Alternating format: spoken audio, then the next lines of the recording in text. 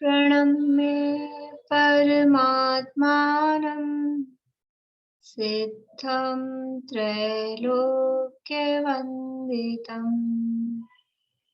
स्वाभाविकचिदानन्द स्वरूपं निर्मलाव्ययम् शुद्धजीवादिद्रव्याणां देशिकं च जिनेश्वरम् द्रव्यसङ्ग्रहसूत्राणां वृत्तिं वक्ष्ये समासतः जीवमजीवमदवम् जिणवरवसहीनजीर्णनेत्रेष्ठम् देविन्दविन्दवन्दम् वन्दे तं सर्वदा शिरसा कहे जीव अजीव जिनवर वृषभ ने लोक में वे वंद्य सुरपति वृंद से वंदन करूं कर जोड़ मैं।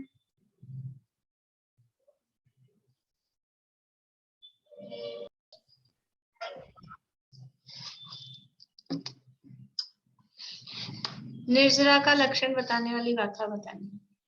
निर्जरा का लक्षण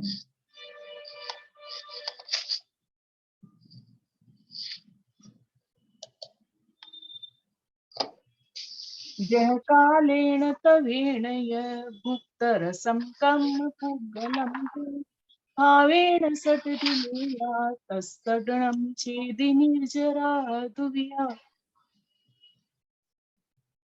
जीव का अमूर्तिकत्व स्वभाव, जीव अमूर्तिक है।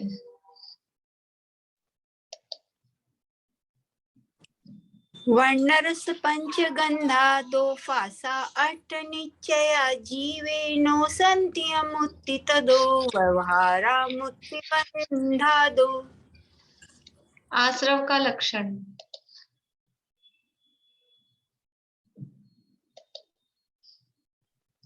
निश्चित विरोधी पमादि जो गए को। आसव का लक्षण आसवदी जेण कम्मम परिणामो न प्रणो सविण्णेयो भावा सवो जिणो तो कम्मा सवणम परो होदी। उद्गल द्रव्य की पर्याय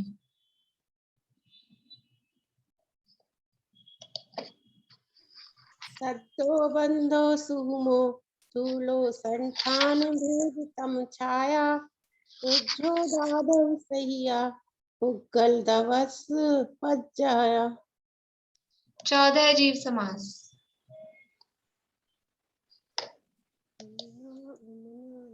समना अम्ना नेया पंचेन्द्रिय निमन्ना परे सव्वे बादर सुमे इंदी सव्वे पद्धत इदराये। ज्ञानोपयोग के भेद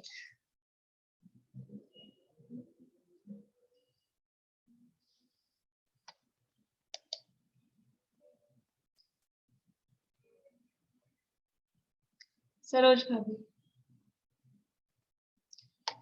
अरे बंद कर लिया आपने, वापस चालू करिए।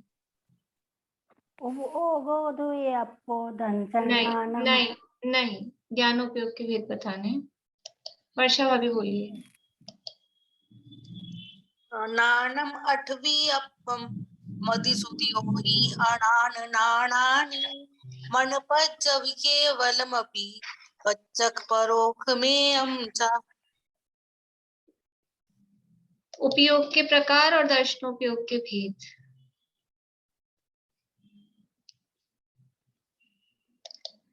पूर्णिमांती। उपयोगो दुवियप्पो दंसननाणं च दंसनं च दुदा चक्षु अचक्षु ओहि दंसनमद केवलं नाणम्। नेम दंसनमद केवलम नेम। नेयम धर्म द्रव्य का लक्षण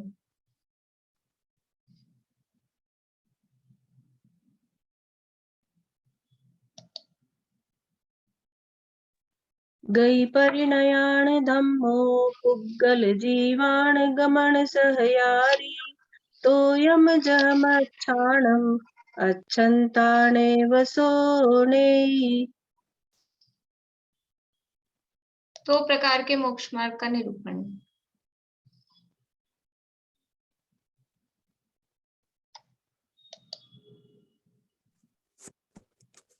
सवस् कमणो जो खये दु अपन।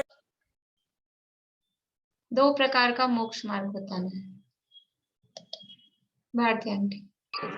सम्मति दंसनानं चरणं मुखस्य कारणं जानी व्यवहारानिच्छेदो सत्यमयो नियो अपा।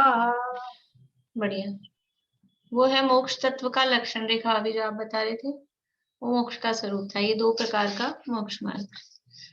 चलिए अब इतना ही करते हैं। यहाँ वृहद द्रव्य संग्रह में अपनी चर्चा चल रही थी। मोक्ष मार्ग के संदर्भ में दो प्रकार का मोक्ष मार्ग बताया और निश्चय मोक्ष मार्ग को विशेष रूप से बताने के बाद में अब वो जो मोक्ष मार्ग सम्यक दर्शन ज्ञान चारित्र स्वरूप है, तो सबसे पहला जो उसमें है सम्यक दर्शन, उस सम्यक दर्शन का स्वरूप यहाँ पर 41 नंबर की गाथा में बता रहे हैं। गाथा का पाठ करते हैं। जीवादि सद्दहणं सम्मत्तं रूपमप्पणोतं तु दुरभिनिवेश विमुक्तं प्राणं सम्मं खुहोदि सदीजं हि। जीवादि पदार्थों का श्रद्धान करना वह सम्यक्त्व है और वह सम्यक्त्व आत्मा का स्वरूप है।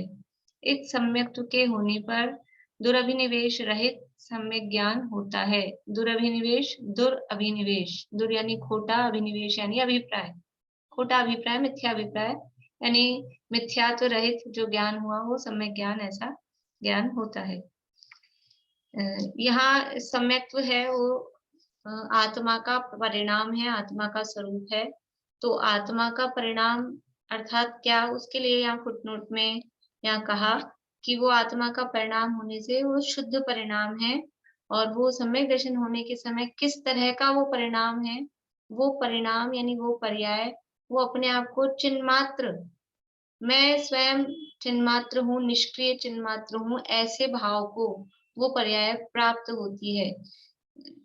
सम्यक दर्शन प्रकट होने के समय निष्क्रिय चिन्मात्र भाव को प्राप्त करता है। मतलब कौन प्राप्त कर रहा है कि वो जो सम्यक दर्शन है, वो जो सम्यक दर्शन पर्याय है आत्मा की, वो अपने आप को वो किस तरह से अनुभव करती है कि मैं निष्क्रिय चिन्मात्र, केवल चैतन्य मात्र हूँ, ऐसा वो अपने आप को फील करती है।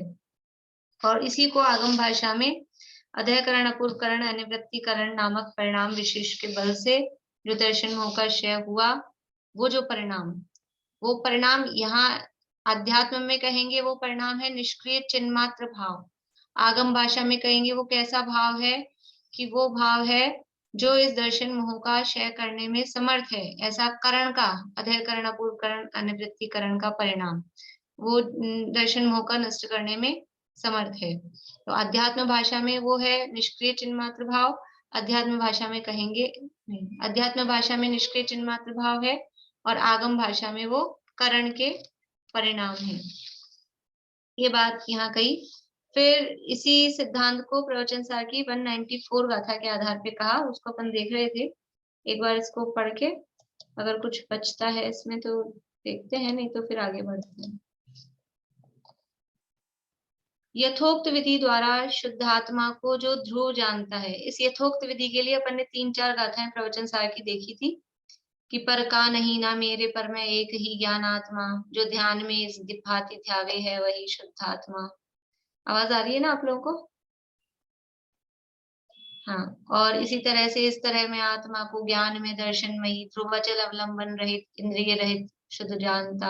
इस तरह की वो गाथाएं थी, यानी पर द्रव्यों से अपनी भिन्नता स्वीकार करने वाली, अपने को केवल आत्मा स्वीकार करने वाली वो गाथाएं थी। तो इस यथोक्त विधि द्वारा शुद्धात्मा को जो ध्रुव जानता है, उसे उसी में प्रवृत्ति द्वारा शुद्धात्म तत्व होता है। जो अपनी आत्मा को ध्रुव जानता है, उसे देखो मतलब शब्द ऐसे लगते हैं, अगर ध्यान से अपन देखें तो शुद्धात्मा को जो ध्रुव जानता है उसे शुद्धात्मा होता है, शुद्धात्मा तत्व होता है, मतलब शुद्धात्मा होता है। ये मतलब क्या है, इसी को जान रहे और यही हो रहा है।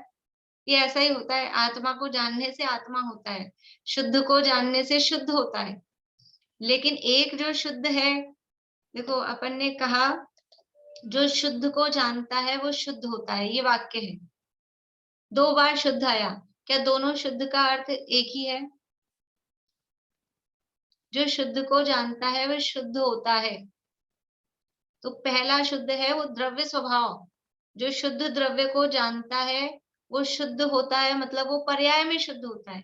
जो द्रव्य स्वभाव की शुद्धता को जानता है वो पर्याय में शुद्ध होता है। ऐसे ही यहाँ यथोक्त विधि द्वारा शुद्धात्मा को जो जानता है, यानी शुद्धात्म स्वरूप द्रव्य को जानता है, उसे उसी में प्रवृत्ति रूप द्वारा शुद्धात्मक तत्व होता है, मतलब पर्याय में भी उसे शुद्धात्मा प्राप्त होता है। पर्याय में शुद्धात्मा प्राप्त होता है का मतलब वो उसका अनुभव करता है, उसकी पर्याय में, उसके वर्तमान ज्ञान की पर्याय में वो आत्मा आ जाता है। पर्याय में आत्मा आ जाता है क्या? पर्याय तो पर्याय और आत्मा द्रव्य है। हाँ आता है ना, ज्ञान में आत्मा आया। अभी संवर अधिकार का प्रकरण चल रहा है, उपयोग में उपयोग है, तो वो पर्याय में भी आत्मा, जैसे ऐसा बोलते मेरे ज्ञान में ही आ गया, ये मेरे ज्ञान में आ गया, जो भी पदार्थ पड़े हैं, कंप्यूटर है, मोबाइल है, पेन पेंसिल है, पुस्तक है, ये मेरे ज्ञान में आ गई। तो आ गई का मतलब क्या है? जानने में आई। तो ज्ञान में शुद्धात्मा आया, तो ज्ञान है वर्तमान ज्ञान की पर्याय, उसमें वो शुद्धात्मा है द्रव्य, लेकिन वो अनुभव में आ गया, वेदन में आ गया, तो उसको कहते हैं वो पर्याय में द्रव्य आ गया। तो जो शुद्ध को जानता है वो शुद्ध को प्राप्त करता है। तो जो ध्रुव को जानता है और ऐसे शुद्धात्मा को ध्रुव जान रहा है, तो उसे पर्याय में भी, उसको वर्तमान में भी वो शुद्धात्म तत्व प्राप्त होता है। और वो ध्रुव को जानने के कारण उसका उपयोग भी उसमें ध्रुव एकाग्र होता है। यथोक्त विधि द्वारा द्वारा शुद्धात्मा को जो ध्रुव जानता है, उसे उसी में प्रवृत्ति द्वारा शुद्धात्म तत्व होता है। शुद्धात्म तत्व होता है मतलब वो स्वयं शुद्धात्मा का अनुभव करने लगता है। अतः अनंत शक्ति वाले चिन्मात्र परमात्मा का एकाग्र संचेतन ध्यान होता है। जो अपने आत्मा को ध्रुव जानता है वो उसको ऐसा ध्रुवात्म तत्व प्राप्त होता है। और जो ऐसा अनंत शक्ति, अनंत गुण शक्ति संपन्न ऐसा जो चैतन्य परमात्मा है, उसी का ही उसको संचेतन, एकाग्रता, ध्यान होता है। जब वो ध्रुव जानेगा तो ध्रुव स्वभाव में उसकी दृष्टि टिकेगी, उसका उपयोग टिकेगा। तो उपयोग टिकेगा तो उसको ध्यान होगा। और किसका ध्यान होगा? अनंत शक्ति वाले चिन्मात्र परमात्मा का। अनंत शक्ति वाला चिन्मात्र परमात्मा कहाँ मिलता है, कहाँ विराजमान है? मंदिर में। कौन से मंदिर में विराजमान है? ये अनंत शक्ति संपन्न चैतन्य मात्र परमात्मा की तन मंदिर में। जिन मंदिर में श्री जिनराज, तन मंदिर में चेतन राज। तो ये अनंत शक्ति वाला चैतन्य परमात्मा ये अपने अंदर ही है। घट ही में है तेरे घट घट का वासी। घट मतलब ये शरीर, तो शरीर में मतलब यहाँ मैं जो हूँ, मैं ही अनंत शक्ति संपन्न ऐसा चैतन्य मात्र परमात्मा हूँ। और जो ऐसा अपने आप को शुद्धात्मा और ध्रुव ऐसा जो जान रहा है, शुद्ध जान रहा है, ध्रुव जान रहा है, उसको उसका संचेतन, संचेतन मतलब ऐसा ध्यान, वो ज्ञान में उसकी एकाग्रता। ध्यान मतलब ज्ञान की एकाग्रता को ध्यान कहते हैं, तो उसका ध्यान होता है। और उससे साकार उपयोग वाले को अथवा अनाकार उपयोग वाले को, दोनों को अविशेष रूप से, अविशेष मतलब कोई उनमें अंतर नहीं है, कोई भेद नहीं है। विशेष का अर्थ होता है अंतर, डिफरेंस, भेद। तो अविशेष यानी कोई अंतर नहीं है। अविशेष रूप से एकाग्र संचेतन की प्रसिद्धि होने से अनादि संसार से बंधी अति दृढ़ मोह ग्रंथि, मोह की दुष्ट गांठ वो टूट जाती है। यानी ये जो एकाग्र होता है, चाहे वो साकार उपयोग रूप से हो, यानी ज्ञानोपयोग रूप से एकाग्र हो, अथवा अनाकार उपयोग रूप से, यानी दर्शनोपयोग रूप से एकाग्र हो, वो एकाग्र जो संचेतन आत्मा का संवेदन हुआ, संचेतन हुआ, ध्यान हुआ, उसकी प्रसिद्धि मतलब वो हुआ, वर्तमान में प्रकट हुआ। प्रसिद्धि मतलब वो सामने आ गया, सामने आ गया मतलब कि वो हो गया है। तो ऐसा एकाग्र संचेतन यानी ऐसा एकाग्रता रूप ध्यान होने से क्या हुआ कि अनादि संसार से बंधी, अनादि काल से जो बंधी हुई थी अति दुष्ट ये मोह की ग्रंथि, मोह की दुष्ट गांठ, वो टूट जाती है, यानी कि उसके मिथ्यात्व का खंडन हो जाता है, मोह का अभाव हो जाता है, टुकड़े टुकड़े उसके हो जाते हैं। ये साकार उपयोग वाला आपने कहा ज्ञान उपयोग, और अनाकार उपयोग मैंने दर्शन उपयोग, इसका थोड़ा सा एक बार मेरे को थोड़ा सा कम समझ आया। ज्ञाना, ये पीछे जो अपने उपयोग अधिकार वाली जो गाथा है ना, तीसरी चौथी पांचवी गाथा, उसमें भी उसका लक्षण दिया है। ज्ञानोपयोग को साकार कहते हैं। साकार का मतलब है कि वो उसमें आकार का मतलब ऐसा आकार नहीं जैसा अपन आकार समझते हैं। आकार शब्द तो है, लेकिन आकार का मतलब है भेद करके जानना या निर्णयात्मक ज्ञान। वैसे अप्रोप्रिएट जो शब्द है उसके लिए है निर्णयात्मक ज्ञान।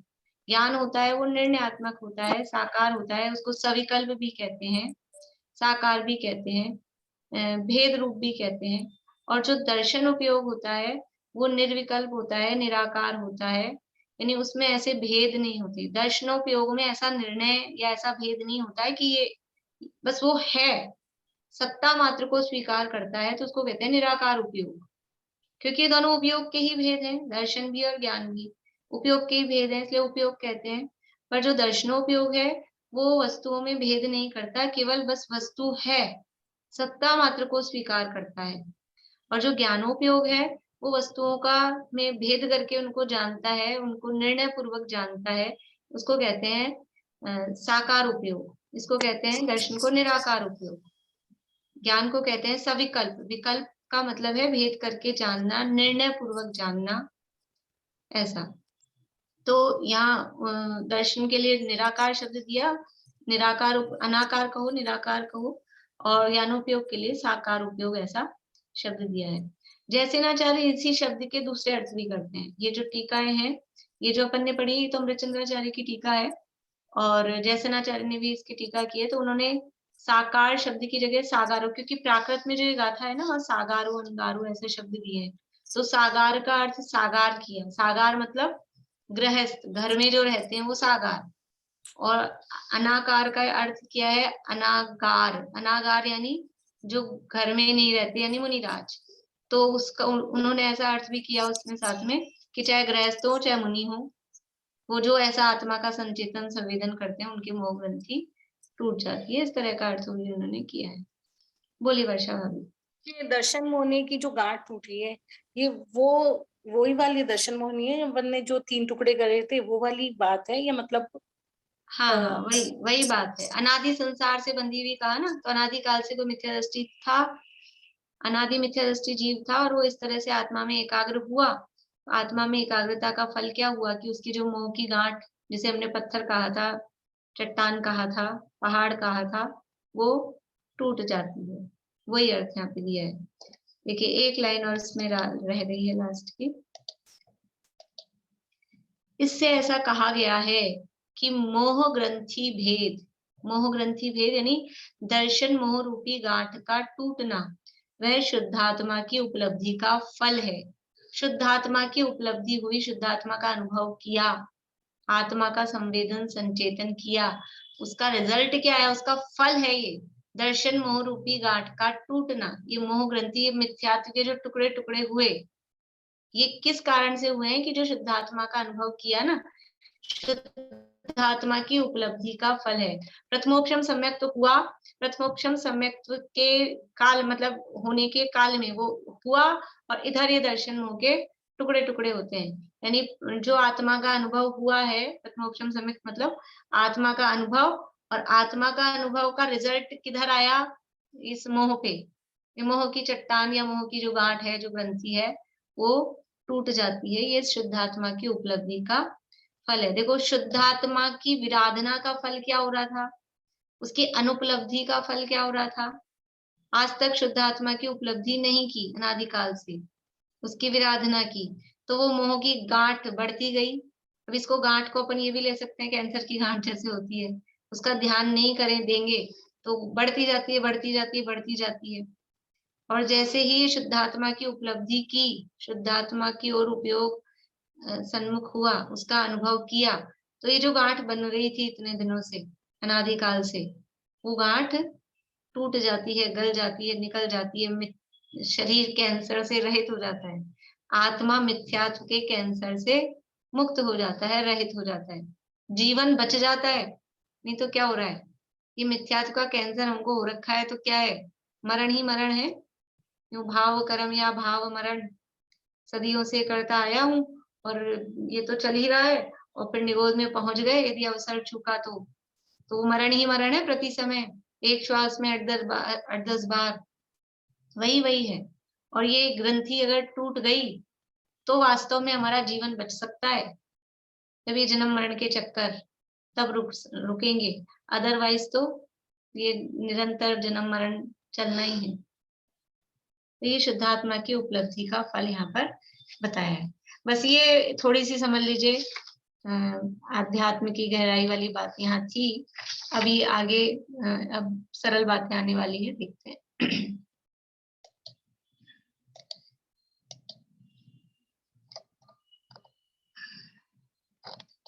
ऊपर ही पढ़ना ना अपने को।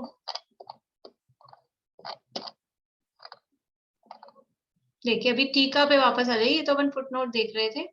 ये जो टीका है 188 पेज पे, इसका सेकंड पैरा, टीका का सेकंड पैरा, उसका यानी सम्यक दर्शन का सामर्थ्य और महात्म्य दिखलाते हैं। वो जो सम्यक दर्शन की बात इस गाथा में चल रही है, तो पहले तो सम्यक दर्शन बता दिया। सम्यक दर्शन क्या है कि जीवादि पदार्थों का श्रद्धान करना, वो सम्यक्त्व है। और ये जो सम्यक्त्व है ये आत्मा का ही परिणाम है, आत्म स्वरूप ही है, आत्मा का ही रूप है। ये तो सम्यक दर्शन का स्वरूप बताया, और वो आत्मा का परिणाम किस प्रकार से है उसके खुलासे में ये सारी चर्चा प्रवचन सार के आधार से कही। अब वो सम्यक दर्शन की महिमा, उसका पावर कितनी है, सामर्थ्य, सम्यक दर्शन की सामर्थ्य और उसका महात्म्य, उसकी पावर और उसकी महिमा बता रहे हैं, इंपॉर्टेंस बता रहे हैं। क्या? दुरभिनिवेश विमुक्तम नाणम सम्मम कुहोदि सदी जम्ही, कि जिस सम्यक्त्व के होने पर ज्ञान प्रगट रूप से सम्यक हो जाता है, यद्यपि वास्तव में ज्ञान में मिथ्यापना, ज्ञान मिथ्या सम्यक नहीं होता है वास्तव में, मिथ्या सम्यक तो श्रद्धा होती है। फिर ज्ञान को मिथ्या सम्यक क्यों कहा? सूत्र में जवाब दे सकते हैं?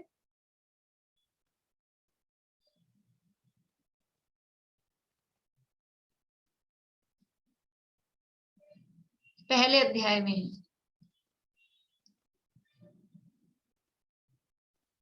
सद सदोर विशेषाद यद्रक्षोपलब्धेर उन्मत्वत्, वो जो कहा है ना, इससे पहले वाला सूत्र, 3 प्रकार के ज्ञान मिथ्या भी होते हैं।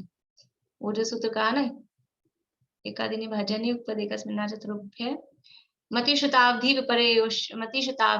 विपर्ययोश्च, और फिर सद सतोर अविशेषाद यद्रक्षोपलब्धेर उन्मत्वत्। ये मतिश्रुत अवधि विपरीत भी होते हैं। क्यों होते हैं? क्योंकि वो जानता नहीं है, सत्य का और असत्य का उसको निर्णय नहीं है, यानी कि ये मिथ्यात्व के कारण वो ज्ञान में भी मिथ्या, उसको विशेषण मिथ्या, उसको क्या बोलेंगे, ताज पहना दिया जाता है ज्ञान को भी मिथ्यात्व का। इसके लिए सर्वार सिद्धि में उदाहरण दिया कि यदि अच्छा शुद्ध दूध है, अच्छा बढ़िया मर्यादा का शुद्ध दूध है, लेकिन हमने उसको गंदे पात्र में ले लिया, गंदे पात्र में डलवा दिया, तो क्या होगा? वो दूध भी सारा खराब हो जाएगा। यदि वो पात्र हमारा अशुद्ध है, वो पात्र जहरीला है, अब अशुद्ध की तो चलो ठीक है, जहरीला है पात्र, और वो दूध इतना अच्छा बढ़िया मीठा दूध भी यदि उस जहरीले पात्र में डला दिया जाएगा, तो क्या होगा? सारा दूध जहरीला हो जाएगा। ऐसे ही ज्ञान कितना सारा हो और कितना अच्छा हो, कितना ही शास्त्रों का हो, लेकिन वो श्रद्धा का में वो जहर घुला हुआ है, यदि मिथ्या श्रद्धा है तो सारा ज्ञान भी मिथ्या हो जाता है। तो वो श्रद्धा मिथ्या थी तो ज्ञान भी सारा मिथ्या था। अभी क्या हुआ, श्रद्धा सम्यक होते ही वो जो सारा ज्ञान था वो ज्ञान भी सम्यक नाम को प्राप्त हो जाता है, ज्ञान भी सम्यक हो जाता है। जिस सम्यक के होने पर ज्ञान प्रकट रूप से सम्यक हो जाता है, स्पष्ट रूप से प्रकट रूप से वो ज्ञान सम्यक हो जाता है। कैसा सम्यक हो जाता है? दुरभिनिवेश विमुक्तम। दुरभिनिवेश का अर्थ बता रहे हैं, विपरीत अभिप्राय। क्या क्या है ज्ञान में विपरीतता, कैसी कैसी होती है? श्रद्धा की विपरीतता अलग टाइप की, ज्ञान की विपरीतता अलग टाइप की, चारित्र की विपरीतता अलग टाइप की। तो ज्ञान में क्या विपरीतता है कि उससे वो रहित हो गया है? तो ज्ञान में 3 प्रकार के विपरीतताएं, यानी 3 दोष ज्ञान में हो सकते हैं, संशय, विपर्य और अनध्यवसाय। सुने हैं अपन ने पहले, वही बात यहाँ बता रहे हैं। देखिए पहला कह रहे हैं चलायमान संशय ज्ञान, अर्थात ऐसा होगा अथवा ऐसा, इस प्रकार का संशय से गमन करते हुए तृण स्पर्श। चलायमान संशय ज्ञान, संशय से, यहाँ कॉमा है, गमन करते हुए तृण स्पर्श होने पर किसका स्पर्श हुआ? उसके अनिश्चय रूप विभ्रम से, और सीप के टुकड़े में चांदी का ज्ञान हो ऐसे विमोह से। इन 3 दोषों से रहित ज्ञान सम्यक हो जाता है। यानी दुरभिनिवेश विमुक्तम, विपरीत अभिप्राय से वो विमुक्त हो जाता है। तो विपरीत अभिप्राय कौन कौन से हैं? पहला है संशय, वो संशय से रहित हो जाता है। दूसरा है अनिश्चय रूप विभ्रम, संशय विभ्रम, ये दूसरा, विभ्रम को अनध्यवसाय भी कहते हैं। और तीसरा है विपर्य या विपरीत या विमोह। संशय विभ्रम मोह त्याग आपो लख लीजे, 6 डाला में पंक्तियां हैं। संशय विभ्रम मोह, तो पहला दोष या विपरीत अभिप्राय ज्ञान के संदर्भ में वो है संशय, दूसरा है विभ्रम और तीसरा है विमोह। तो संशय का मतलब क्या है? चलायमान संशय ज्ञान। चलायमान ज्ञान मतलब, संशय का मतलब है, न्याय शास्त्रों में उसकी परिभाषा दी है, परस्पर विरुद्ध 2 कोटियों में झूलने वाला ज्ञान। परस्पर विरुद्ध 2 कोटि, कोटि मतलब 2 ऑप्शंस, परस्पर विरुद्ध 2 ऑप्शंस में झूलने वाला जो ज्ञान है उसको कहते हैं संशय ज्ञान। ऐसा है कि ऐसा है, यहाँ लिखा है ऐसा होगा अथवा ऐसा होगा। ये जो हमको दिख रहा है सामने, सफेद सफेद कुछ हिलता हुआ दिख रहा है, तो ये झंडा है कि कबूतर है? तो ऐसे दो हमको ऑप्शंस जहां समझ में आ रहे हैं। और अपने शब्दों में कहें, संशय का सीधा सीधा अर्थ है कंफ्यूजन। कंफ्यूजन है, ऐसा है कि ऐसा है, ये कंफ्यूजन, वो कहलाता है संशय। तो ज्ञान में जब तक श्रद्धा विपरीत है तो ज्ञान में भी ऐसा संशय, ये शरीर जीव हो कि ये शरीर अजीव है, ये मैं हूं कि ये कोई और है, मैं जीव हूं कि मैं ये शरीर हूं, ऐसा कंफ्यूजन रहे, इसका नाम है संशय। फिर दूसरा कहा गमन करते हुए तृण स्पर्श होने पर किसका स्पर्श हुआ? उसके अनिश्चय रूप विभ्रम।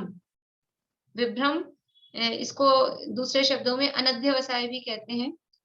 जब न्याय शास्त्रों में इसको अनध्यवसाय, अनध्यवसाय शब्द भी दिया गया है।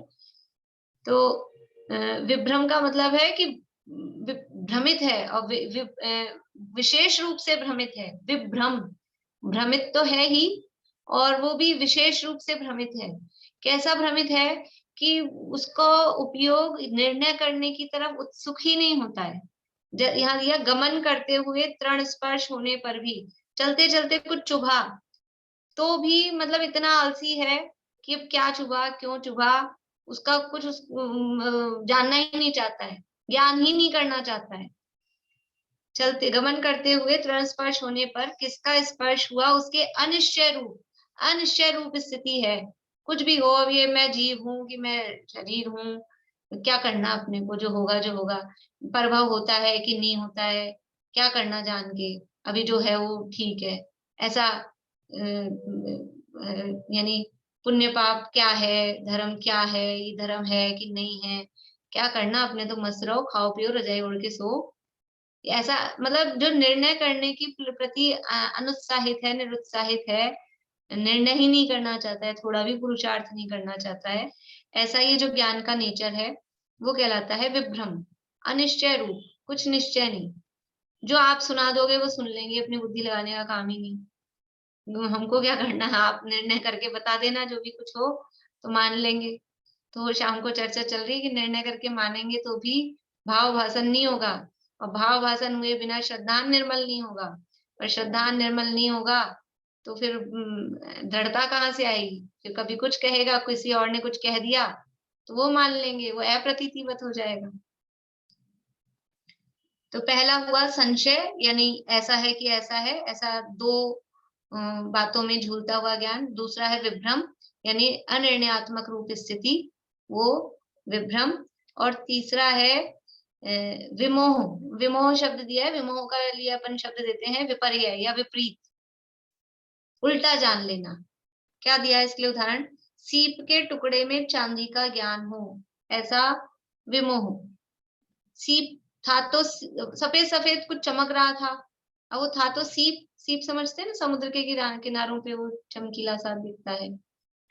तो वो सीप का टुकड़ा था और हमको क्या भ्रम हो गया, अरे कहीं चांदी पड़ी है, तो जल्दी से दौड़े दौड़े गए कि उठा के लाएंगे।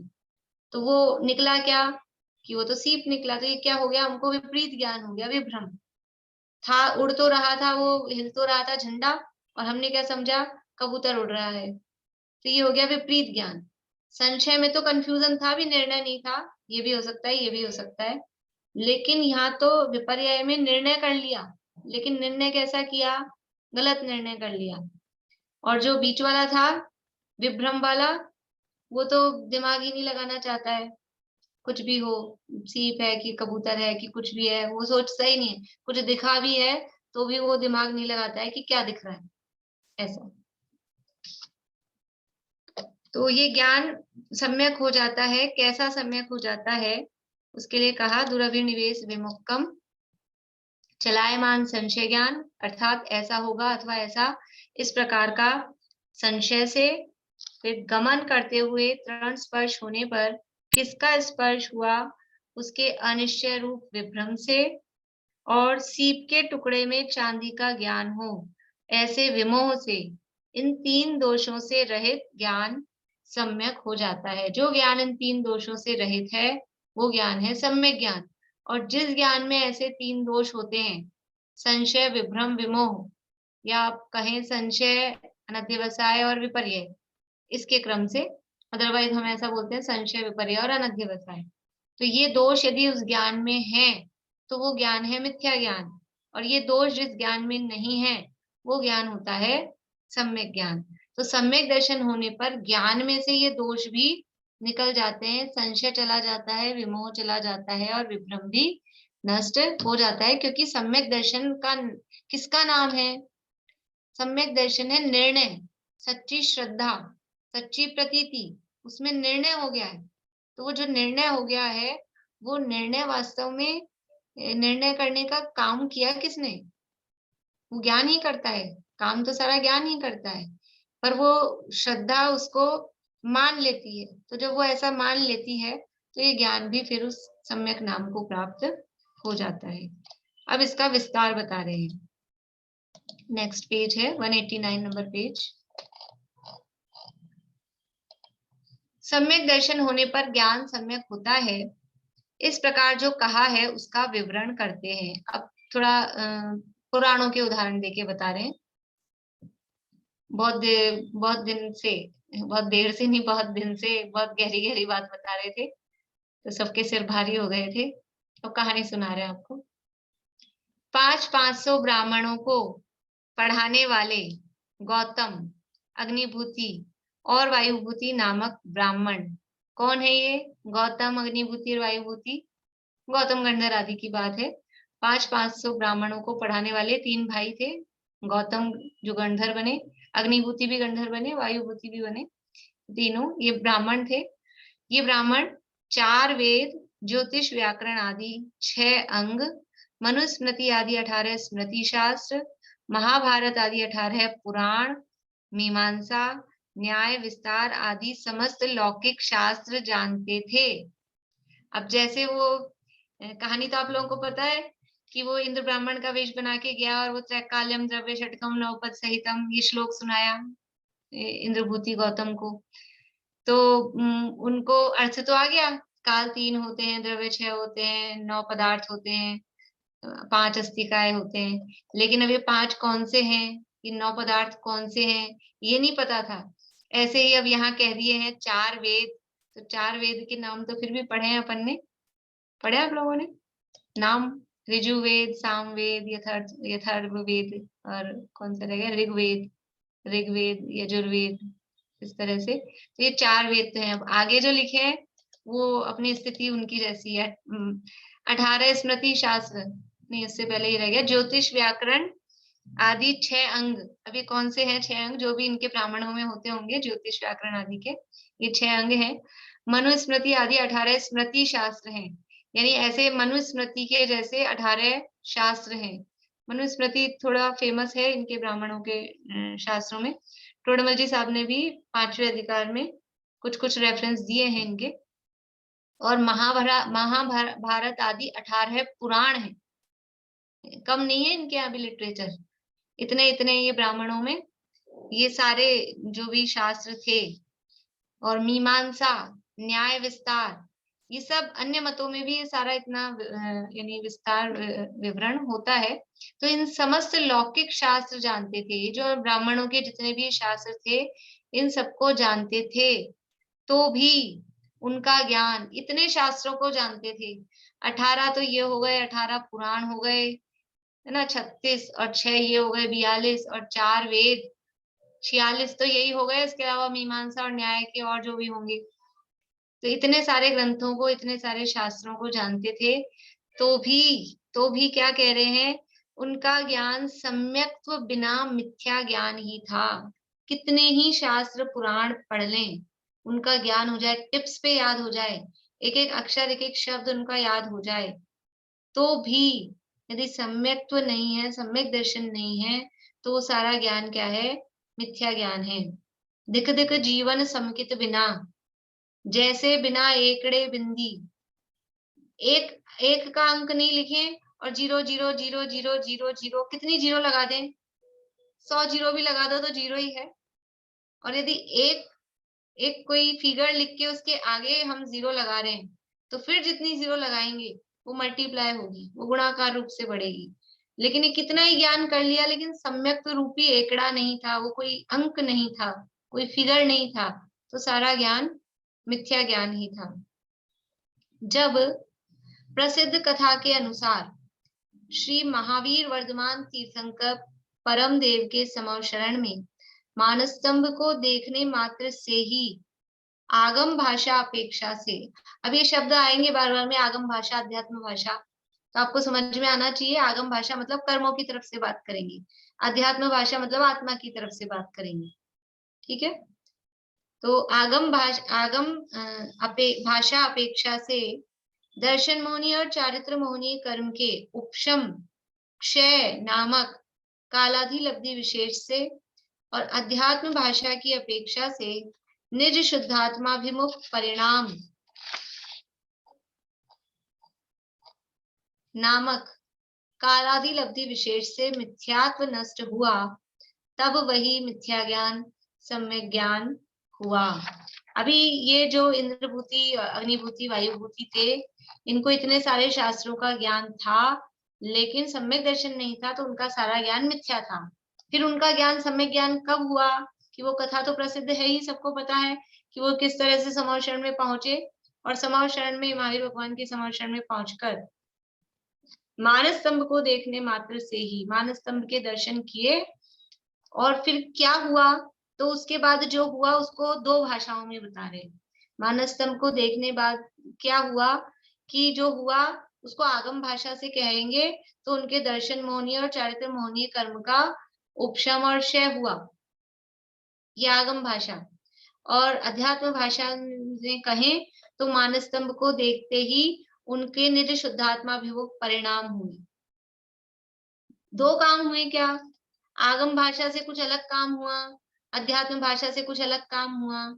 एक ही काम है, एक ही काम को 2 लैंग्वेज 2 है, 2 शब्दों में 2 तरह से कहा जा रहा है। काम तो है वही सम्यक्त्व वाला, लेकिन आगम भाषा से यानी कर्म पद्धति की तरफ से कहेंगे तो उनके दर्शन मोहनी, चारित्र मोहनी। कौन कौन से दर्शन मोहनी और कौन कौन से चारित्र मोहनी है? दर्शन मोहनी और चारित्र मोहनी का उपशम क्षय हुआ, क्या क्या लेंगे इसमें? वर्षा जी। मिथ्यात्व और अनंतानुबंधी क्रोधमान मायालोक। बढ़िया। दर्शन मोह में मिथ्यात्व और चारित्र मोह में अनंतानुबंधी, बस यही अभी यही लेना है। यद्यपि वो फिर मुनि बन गए थे, तो उसके बाद में फिर तीन कषाय चौकड़ी का भी अभाव हुआ, वो सब फटाफट ही हुआ क्योंकि वो तुरंत ही मुनि भी बने। लेकिन अभी तो यहाँ सम्यक की बात कर रहे हैं। तो उनके दर्शन मोह और चारित्र मोहनी का उपशम और क्षय। अब यथा योग्य जो भी यहाँ पे उपशम क्षय दोनों लिखा है। उपशम यद्यपि मतलब उसमें ऐसा नहीं मिलता है कहानी में कि उनको प्रथमोपशम ही हुआ कि क्षयोपशम हुआ। तो वो जो भी हुआ हो सकता है वो साधी मिथ्या दृष्टि हो, तो क्षयोपशम सम्यक हुआ हो और फिर महावीर भगवान के समक्षण में तो थे ही, तो तत्काल ही शायिक सम्यक, क्योंकि उसी भाव से मोक्ष गए हैं तो शायिक सम्यक तो हुआ ही होगा। और महावीर भगवान के समक्षण में बैठे हैं तो उनको कोई बाहर में केवली शुद्ध केवली को ढूंढने जाने की या उसकी कोई वो तो थी नहीं प्रॉब्लम, तो वो था ही। तो जो भी उपशम हुआ हो, मान लो प्रथमोपशम भी अपन माने, तो उसी समय प्रथमोपशम हुआ हो तत्काल ही क्षयोपशम होके शायिक हो गया। तो ये उनके ये आगम भाषा से उनके कर्मों में ये दर्शन मोहनी और चारित्र मोह की ये स्थिति हुई। और जब मुनि दशा आई तो चारित्र मोहनी में प्रत्यक्षानावरण, अप्रत्यक्षानावरण, प्रत्यक्षानावरण, इनका भी क्षयोपशम उस समय हो गया साथ में। अब अध्यात्म भाषा में क्या कहेंगे उसको? अध्यात्म भाषा में कहेंगे कि निज शुद्धात्माभिमुख परिणाम। और इसके साथ में ब्रैकेट में इधर लिखा है और आगे भी वहां लिखा है कालादि लब्धि विशेष से। कालादि लब्धि विशेष से मतलब कि अब उनकी काल लब्धि, देखो जो भी कोई काम होता है, कोई भी कार्य होता है तो 5 समवाय पूर्वक होता है। जब भी कोई काम होता है तो उसमें 5 चीजें होती हैं। कौन सी 5 चीजें होती हैं? स्वभाव, पुरुषार्थ, होनहार, काल लब्धि और निमित्त। कोई भी काम होगा तो ये 5 चीजें उस काम में होगी ही होंगी। कौन सी 5 चीजें होंगी सुलोचना भाभी? स्वभाव, पुरुषार्थ, होनहार, काल लब्धि और निमित्त। इनको हम बोलते हैं 5 समवाय। समवाय भी कहते हैं। समवाय का मतलब है जब भी कोई भी काम होगा तो उस काम के योग्य ये 5 बातें उसमें होंगी ही। अपन कभी कभी ऐसे कहते हैं निमित्त नहीं मिला इसलिए काम नहीं हुआ। ये तो हमारी अपेक्षा है, हम ये काम एक्सपेक्ट करते थे और वो काम नहीं हुआ तो हम कहते हैं निमित्त नहीं मिला। लेकिन वो नहीं हुआ तो उसकी जगह वो नहीं हुआ ना, वो नहीं हुआ वो काम हुआ ना, तो वो नहीं होने योग्य काम के निमित्त मिले, उसके योग्य स्वभाव रहा, उसके योग्य पुरुषार्थ हुआ। तो जो भी हो रहा है वो होने योग्य ही होता है। अच्छा होता है कि बुरा होता है? जो होता है वो अच्छा होता है, ऐसा नहीं है। जो होने योग्य होता है वो होता है। अच्छा बुरा ये तो इष्ट अनिष्ट की ये तो मिथ्या कल्पनाएं हैं। ये अच्छा बुरा तो हम रागी द्वेषी जीवों की कल्पनाएं हैं। बारिश आई तो अच्छा हुआ कि बुरा हुआ? धोबी चाहे माली चाहे बरसना, धोबी चाहे धूप। अब बारिश आई तो अच्छा हुआ कि बुरा हुआ? माली के लिए अच्छा हुआ, कुम्हार के लिए खराब हो गया, धोबी के लिए खराब हो गया, कपड़े नहीं सूखे। इसलिए वो कोई अच्छा बुरा नहीं है, जो होने योग्य होता है वो होता है। तो जो काम होता है उसमें 5 समवाय, स्वभाव, पुरुषार्थ, होनहार, काल लब्धि और निमित्त। अभी इन 5 को समझने का तो टाइम है ही नहीं, टाइम ही खत्म हो गया अपना, तो अपना काल पूरा हो गया। लेकिन यहाँ शब्द दिया है काल लब्धि, यानी ये काल एक फैक्टर होता है। यानी कोई भी काम होगा तो उसका समय आने पर होगा। जब भी हम कोई भी बात कहते हैं किसी भी कार्य के संदर्भ में, तो कभी हम स्वभाव को हाईलाइट करते हैं। ये 5 को एक साथ मुख्य नहीं किया जा सकता। 5 है तो कोई एक ही आगे होगा ना। 5 लोग फर्स्ट आए, 70 में से 70 नंबर है 5 लोगों की। लेकिन जब लिस्ट बनाएंगे, जब नाम लिखेंगे, तो कोई ना कोई एक का नाम तो पहले, भले ही हम फर्स्ट लाइन में 5 के नाम लिखें तो भी इधर पहले, इसके बाद क्रम तो पड़ेगा ना। तो ये 5 समवाय हैं कार्य होने में। 5 बराबर वेटेज वाले हैं, 5 का वेटेज एक सा है।